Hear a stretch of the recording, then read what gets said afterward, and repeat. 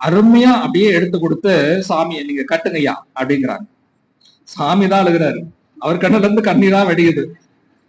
அப்பவும் அம்மா சொல்றாங்க, பரவாயில்ல நீங்க தைரியமா கட்டுங்க, நாங்க 2 பேரும் பாத்துக்கிறோம், எது வந்தாலும் நான் சமாளிச்சுக்கிறேன், தைரியமா கட்டுங்கய்யா அப்படின்னு சொல்லி எடுத்து கொடுத்து கட்ட சொல்லி அந்த 2 மனைவிகளையும் அந்த அம்மா தன்னுடைய வாழ்க்கையே இன்னொரு பெண்ணுக்காக அர்ப்பணம் செய்கிறார்கள். எதுக்காக?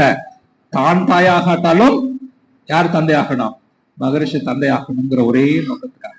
அவரை உலகம் பழிச்சு பேசிடக்கூடாது அப்படிங்கிற ஒரு எண்ணத்துக்காக செய்யறாங்க. அப்படிப்பட்ட ஒரு தெய்வீக குணம் கிடைத்தவர்கள் அன்னையவர்கள். அது மட்டும் இல்லைங்க, அவருடைய வாழ்க்கையில, சாமியுடைய வாழ்க்கையில அவங்க நிகழ்த்திய நிகழ்வுகள் எல்லாம் கொஞ்சம் நஞ்சம் அல்ல. ஒரு ஸ்டேஜ்ல நல்ல வசதி அடைஞ்சு மேல்நிலைக்கு வர்றாங்க.